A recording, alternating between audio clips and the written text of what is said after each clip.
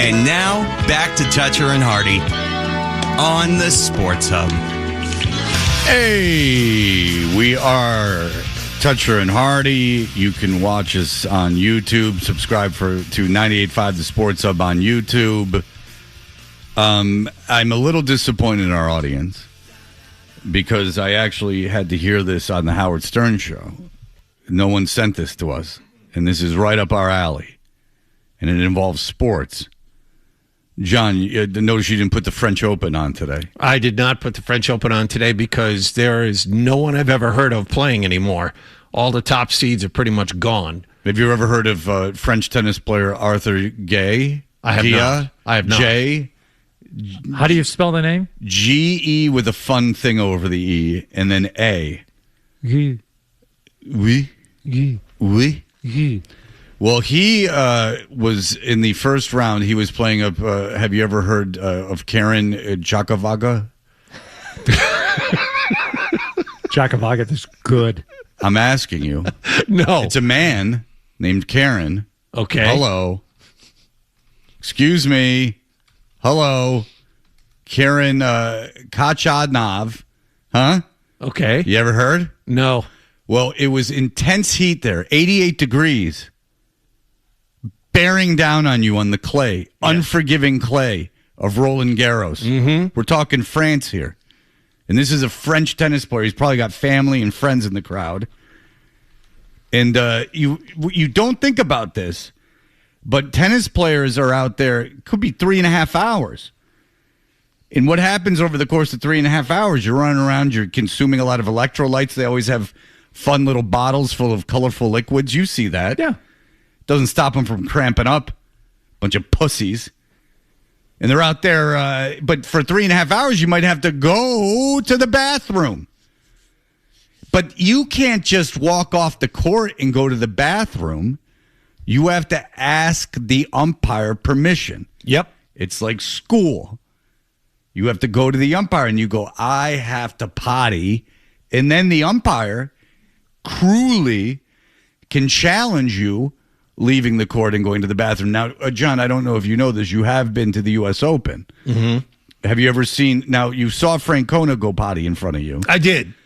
Have you ever seen where they go potty at Forest Hills? I have not been to a match where that has happened. Well, apparently, fellas, every court has a small toilet located stage left or stage right. That there is a way to go to relieve yourself during a match.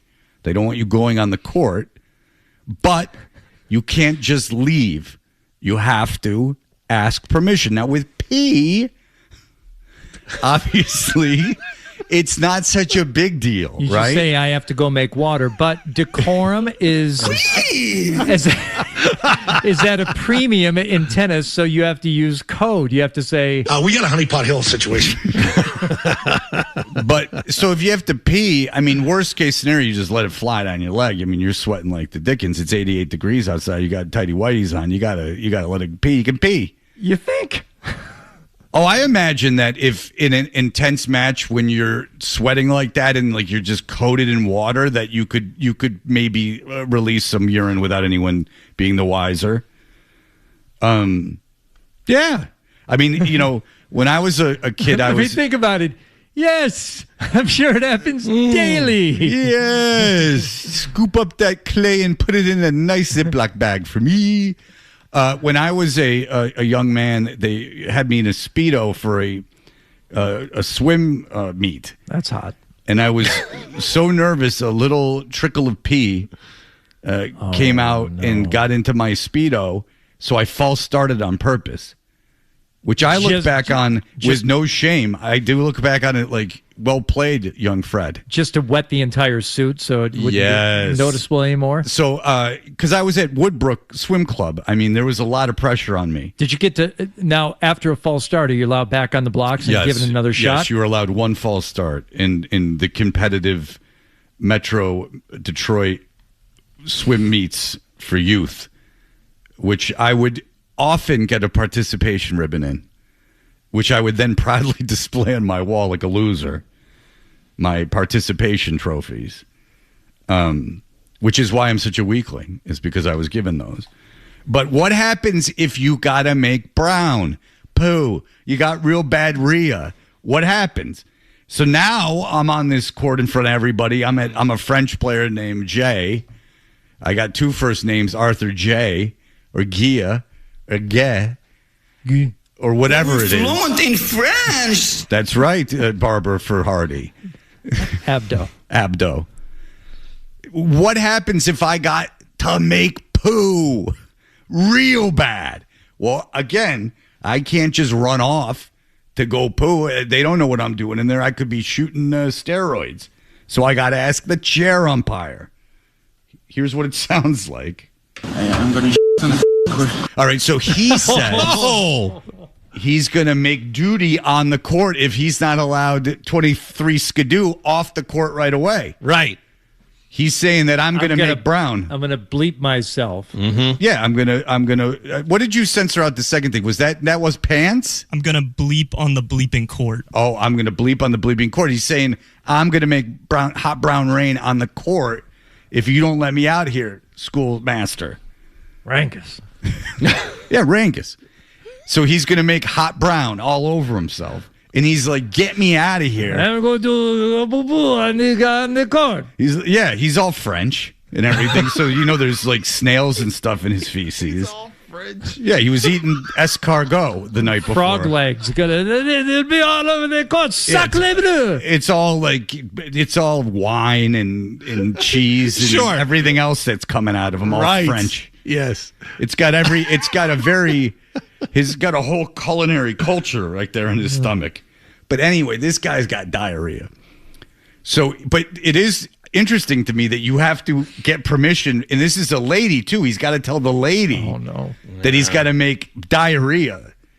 And he says as much. He doesn't hold back because she's at first, this is true. I'm not kidding. She at first is like, no, you can't go. Like, you can't go to the bathroom. I'm not going to let you. Which has got to be a good feeling. Like, you're up there high on the chair and he's looking up at you. Yeah. Like, and he thinks he's a hot stuff and you're like, no. No. You make it in your pants. I would like to see that. You make. I saw you. You were very rude at the beginning of this, and now I'm going to make you make brown in front of all your friends and family here in France. I'm going to on the court. You can see him after the game. No, but I can't. Just explain the situation. Yeah, she's like, I hold it. She's wait till after the game. They're in the middle of a game. Yeah, she's like, hold it. Like, you got to hold in this diarrhea. Yeah, it's 30-15. You got to suffer through 2 more points at least. Perhaps it's Deuce. Oh. Hey. Genius.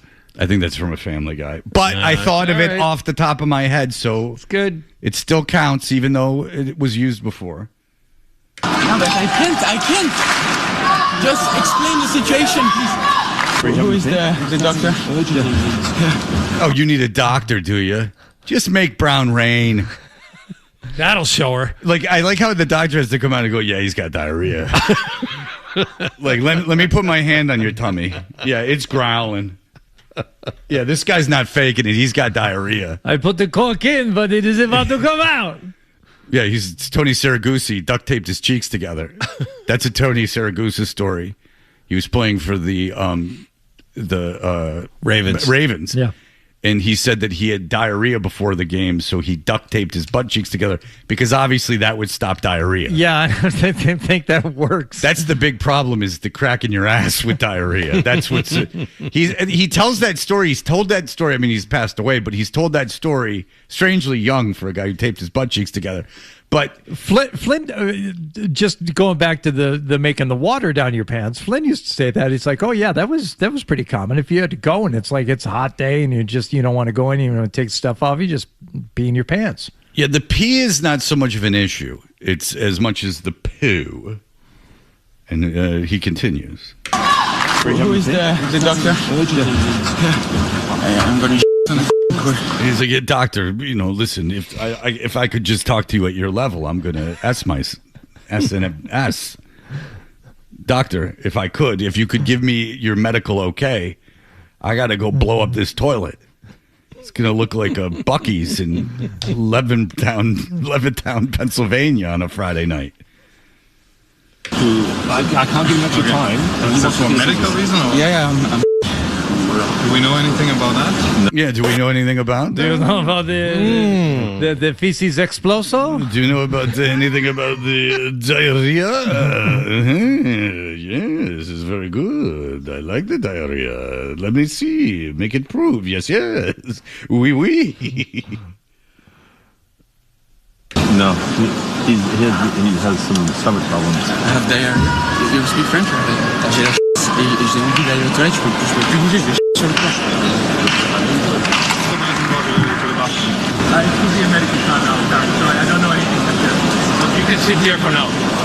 Yes, if it's urgent, he can do that. Okay, so the doctor gives him the go, but he had to really humiliate himself in front of the chair judge. All right, this just in. Sent to us by Burt Breer.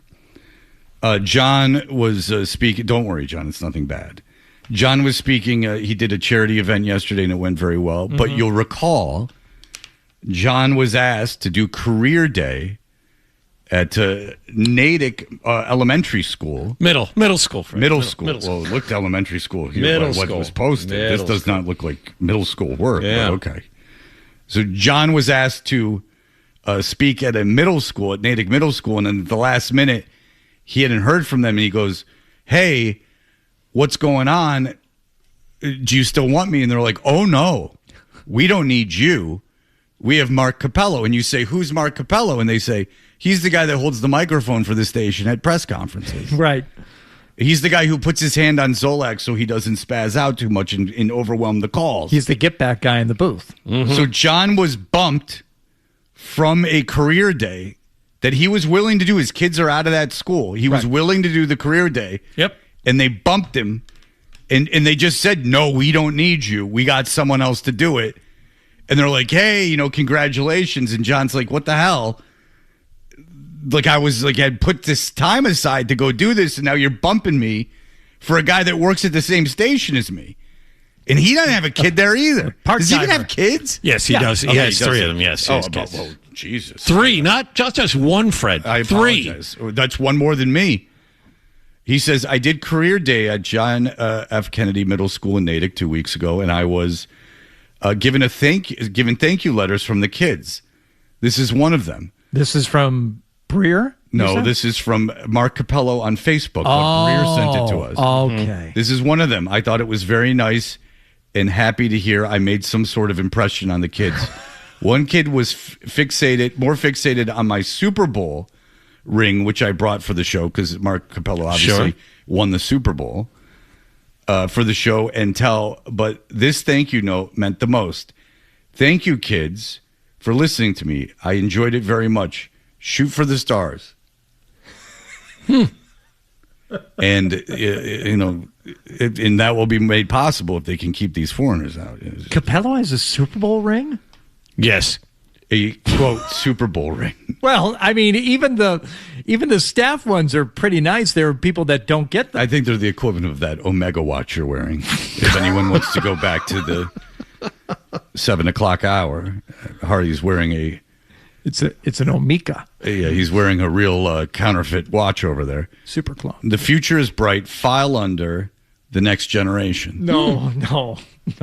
He didn't write all that. He certainly did. He certainly did. Apparently, Breer is friends with him on Facebook. But John, not only were you bumped, you were bumped rather successfully. He put the file under. That's a real Herald way of speaking. A real Boston Herald lingo he's adopted. There's no way Capello reads the Herald. Are you crazy? There's no way he puts his hands on that tabloid. Yeah, when I first moved here... That's the Howie Carr file under. But that's exactly right. But yeah, because when I first moved here, Rucker was like, "You got to read this book about Whitey Bulger that Howie Carr wrote." And Howie Carr's, his involvement with that whole Whitey Bulger case is fascinating. Allegedly there was a hit put out on Howie Carr and all this stuff. So he gives me the book. And I'm like, "What language is this?" It's like file under, file under, and I was he just talks in this crazy ass Boston reporting way, and I'm like, I got no idea what this guy's talking about. I had friends with Jakes on the department. Yeah, but then they weren't gonna give me what for. Like, I can't even do it because like it was like it was written in Latin. I'm like, Rucker, I can't read this book. I don't know. And that's when I got in the Tebow trouble when they were saying moonbat. I had to have my father translate for me what I didn't. I swear to God, I go to my dad. I go, is moonbat good or bad? He goes, oh, it's bad. Yeah. And then it was kind of like, it's like the N-word for but it's instead of saying, they say that too, but it's this is like what they say about like their enemies, like you're a moonbat. And I haven't heard that since. No. Like, I don't even think that's a Fox News thing. I think that's like a real underground term, moonbat. But I was being called a moonbat, and I didn't know if it was good or bad.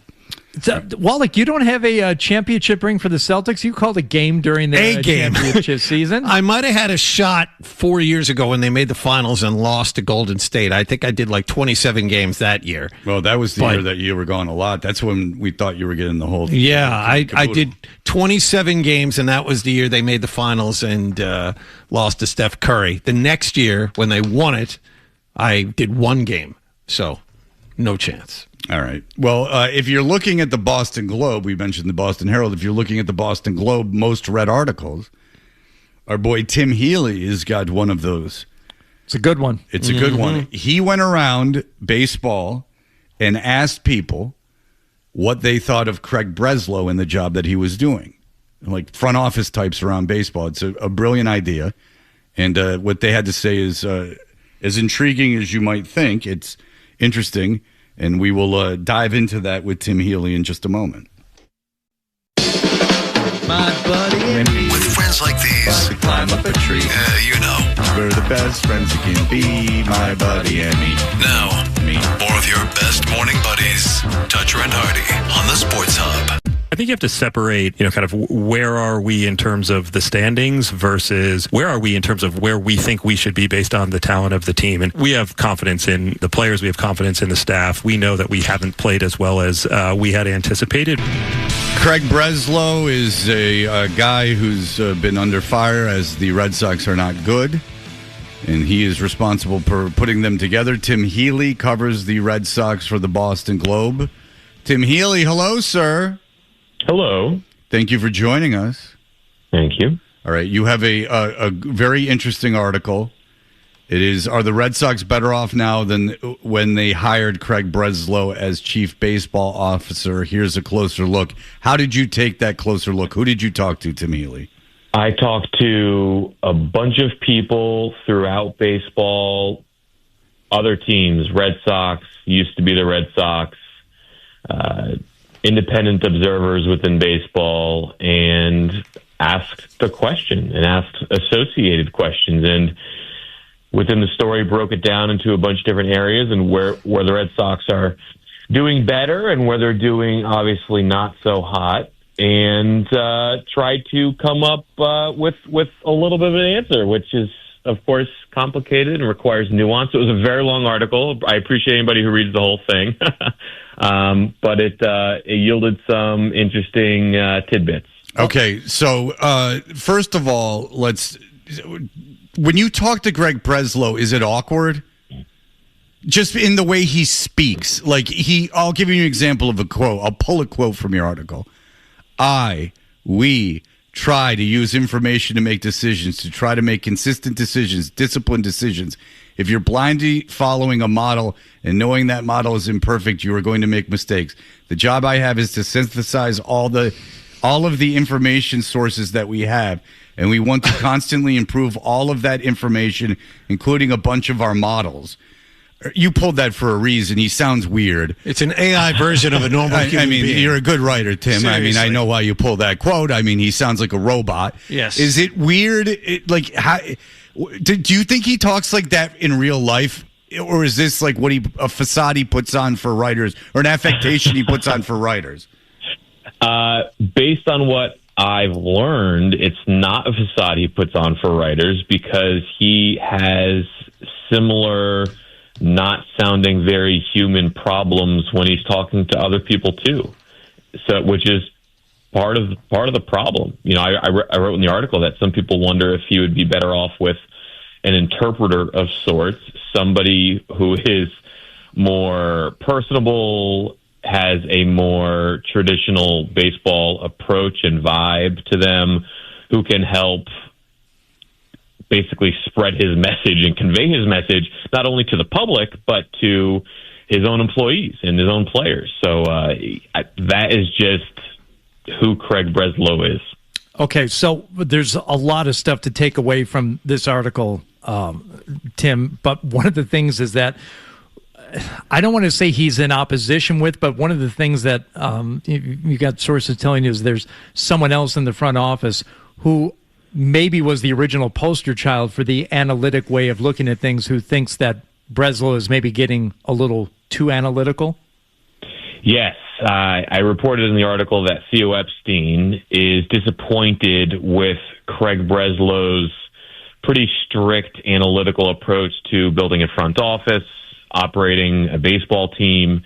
And as you said, Theo, when he was GM in the mid to late 2000s, came aboard, had great success. He was kind of a Moneyball figure, a poster boy for the early portion of this analytical era in baseball. But at the time, he was not strictly by the numbers. He was not only going off the analytics. As I quoted a former Red Sox employee of the era in the article, Theo was an all types of information guy. And back then, the pro scouting department was large, which was normal, and they did a lot of in-person scouting and had that human element and those intangibles. And the degree to which baseball as a whole, and the Red Sox specifically right now, have swung in the analytical direction is Theo doesn't like it. When he left the Cubs in 2019, that is something he talked about, that he felt a little guilty for the direction baseball had gone in sort of that big picture way. And here he is. He's been a mentor to Craig Breslow, hired Craig Breslow to the Cubs, helped him get this Red Sox job, and doesn't love the way that it's going. Which is fascinating, but what's also runs kind of counter to just having just relying entirely on analytics is the success of Breslow acquiring and developing pitching and his inability to do that offensively. And, obviously Breslow is a major league pitcher, so it would stand to reason that if that's the case and there's a big success rate with pitching and not with offense, Breslow can't be just using straight analytics for pitching, right? Like there has to be some feel that he has for that, or am I off base? That could be. I mean, it's not as if Breslow himself is out scouting guys usually and things along those lines, but Breslow, as a former pitcher, knows pitching so well, and he knows what he values there, and he knows what numbers matter and how to measure things along those lines. He knows how to hire people who know what he wants and know what to look for. And by all accounts, the pitching stuff is going really well. Payne Tolley, Connolly Early, he's got some others in the pipeline. And that's a small little trickle upward to the majors so far in year 3, and usually takes longer for these things to fully develop. And on the flip side, as you said, the hitting hasn't really panned out. And some in the industry wonder if it's just because he doesn't know that side of the game as intimately as he knows his own side. And, 3 years isn't a ton of time to try to measure this sort of stuff. But take the big 3, for example. It's been a year since they debuted, and they aren't contributing to these 2026 Red Sox the way the Red Sox expected them to. Roman Anthony, great half season last year. Slow start this year, then got hurt. I'm not too worried about that, to be honest. Marcelo Meyer, great defense, hasn't really provided a lot at the plate, and then Kristian Campbell's just toiling in AAA. So that's the worst of the 3. But yeah, let's talk about Campbell real quick. Where does because we see Meyer, and we obviously Anthony will be fine. I gotta believe. And I'm not playing him if he's hurt either, by the way, is because I'm not screwing this kid up and having him play, a quarter of the season all banged up. This is a low stakes season. Yeah, I'm not doing it. I want him right. So anyway, in terms of, I don't know anything of what's going on with Kristian Campbell. Just so for me, everyone else might go, "You're an idiot," but I don't know. How's Kristian Campbell doing? What's he look like right now? It's not like a big leaguer necessarily. It's June now. We're back to June, and it was middle of June last year when he got sent to AAA. And last year, for the rest of the year, he grinded through it. And then there was so much talk over the offseason and early in spring training about how he reworked his swing and he got back to what he was doing. And Kristian Campbell's going to be back. And that just hasn't really been the case. He's had stretches of good games with Worcester, but he's not exactly beating the door down. I mean, look at the roster as it exists now for the Red Sox in the major leagues, and all the guys who have come up, and some of those guys who are having some good little runs. And Kristian Campbell's not even in the conversation. Kristian Campbell's hitting .239 in 46 games at Worcester with an OPS of under 700. And they're a guy they signed early and gave him a lot of, relatively a lot of money, trying to save on the back end. And that would be a major whiff if he does not develop into even if he doesn't play in the majors again. That's a huge swing and a miss for them. Yeah, certainly is. And it's interesting in the Breslow bigger picture context, because in 2024, Campbell became the poster boy, the leading example of Craig Breslow's player development, his hitter development. Had an amazing year in 2024, and then, of course, got that contract, debuted last year, and for a hot second looked really good, but obviously didn't last. Okay, so one of the things toward the end, Tim, you're talking to Breslow, and the sense I got is that when he's talking about the analytics and his adherence to them, is to say his heart is in the right place is wrong. His head is in the right place, because the takeaway is he's not doing this with any sense of doing it to keep his job. Like he says as much. Like that. How does that serve the greater good? Like all these things that he's doing, he firmly believes he's doing the right thing. He's not, at least he says he's not doing anything just to keep his job or to please ownership. Do you believe that? I do believe that, yes. Whether certain approaches work or don't work, they all are in an attempt to win. And winning is what's going to allow him to stay in this role. Right? The all analytics approach, or the almost entirely analytics approach, he does it because he thinks it's going to help the Red Sox win. He fires the manager because he thinks it's going to help the Red Sox win. He, acquires whomever because he thinks it's going to help the Red Sox win. And it is, I genuinely believe that it's all in service of that goal. But, part of the point of the article is to take a step back and look at the results, and the results are just okay. And this year in particular, through 2 months, it's been straight up bad. Tim, just to go back to his relationships with the players and others in the front office for a second, I remember him admitting to you guys after the Rafael Devers trade that he was going to have to reevaluate the way he talks to players and keeps them in the loop, and generally, gets along with them. And then you have all of this from this season. He apparently has learned nothing from his mistakes from last year. My question to you is, does he have the capacity to change? I think he does have the capacity to change, because he is, according to everybody, a genuinely very smart person. And I believe in his capacity to change in any way that he wants. Including in all of these ways, being a more relatable person, talking like a more regular person, changes in philosophy even. Maybe that one's, a little bit harder to let go of.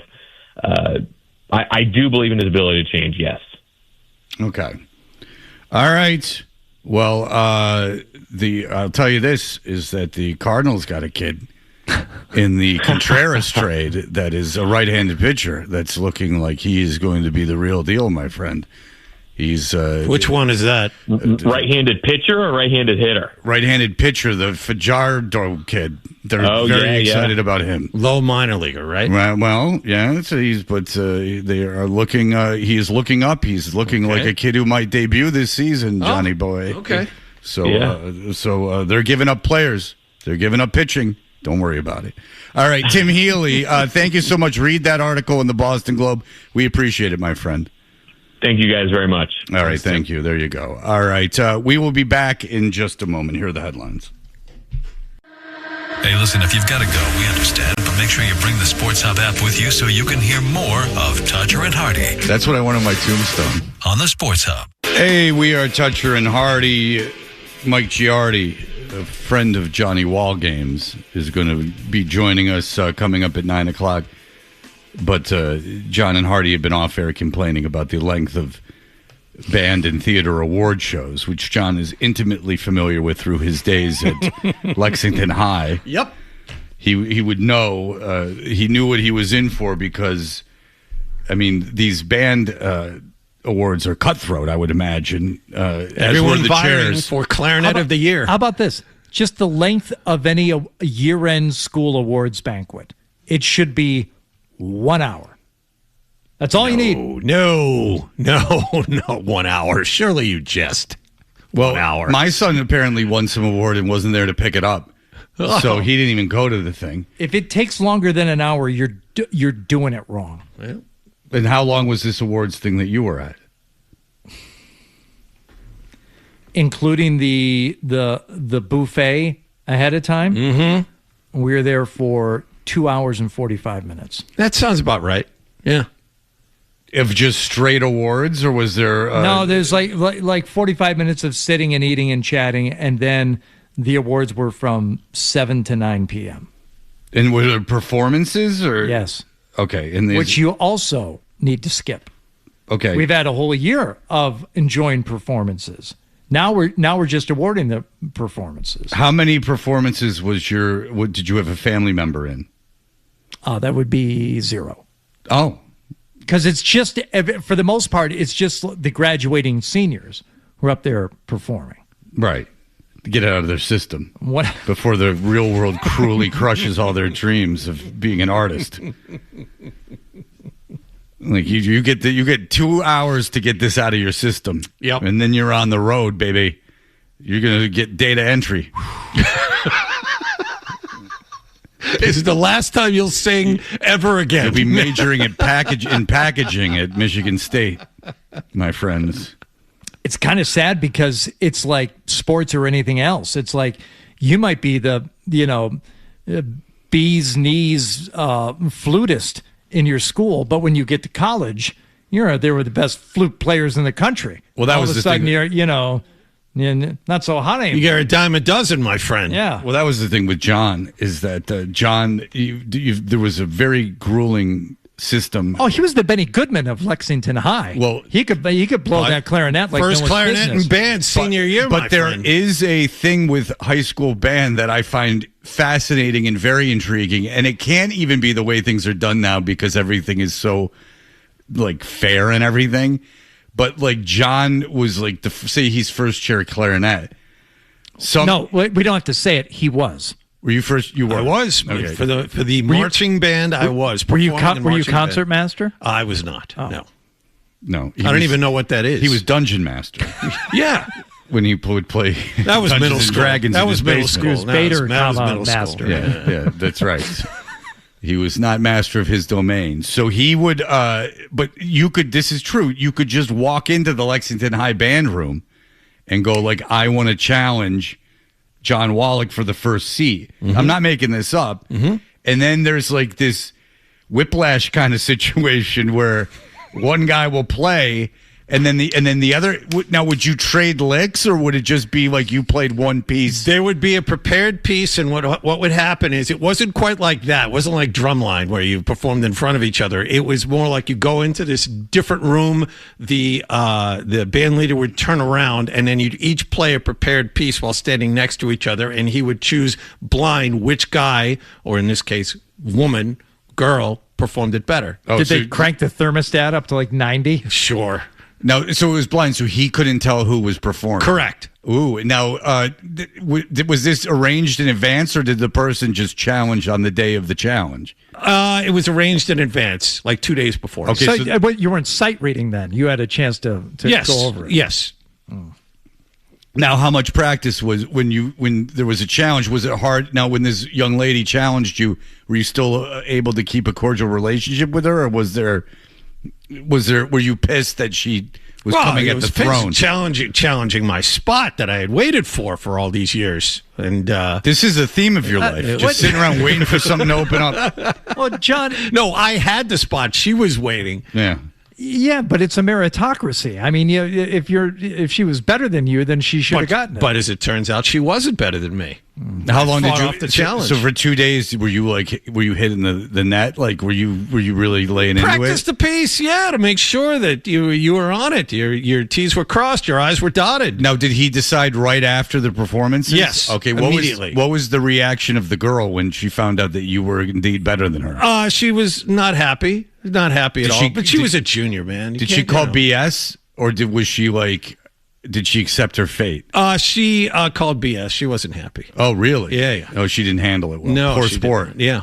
Did she mother F the guy? No. Okay. How long were you in that room? In the hot box? We were in the hot box for about 10 minutes. Oh.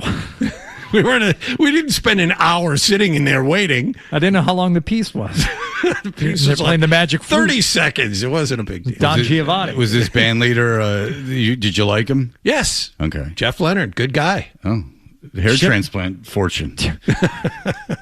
That's right. Just retired about 4 or 5 years ago. Dr. Lepresti has taken over that whole practice. Okay. Listen to calling the teacher by the first name. Did you maintain a relationship with him after? That's why I know him by his first name. We ever since we started doing this show, he is an avid listener of this show. Oh. So he reached out to me. And now you're friends? No. Oh. I wouldn't say equals? that. Friendly, Pretty but not friends. No. So that would be the weird thing about doing radio where you grew up. Is just that, like, I always try to put myself in John's headspace. Now, John was by no means known by many people. He was a real invisible dork. But nonetheless, you have to No, stick with that. You're fine. Yeah, okay. I mean, stop me when I'm wrong. No, you're good. No, I'm kidding. But if you grew up in this area and now you are talking for 20 years to the people, 25 years according to his bio, it's got to be very, very strange. I have to imagine that like the teachers, your teachers are listening to you. Yep. I've run into that a couple of times. Any of your teachers, some of them are actually still living. Not many. There are a few. John, you're in your 70s. Believe it or not.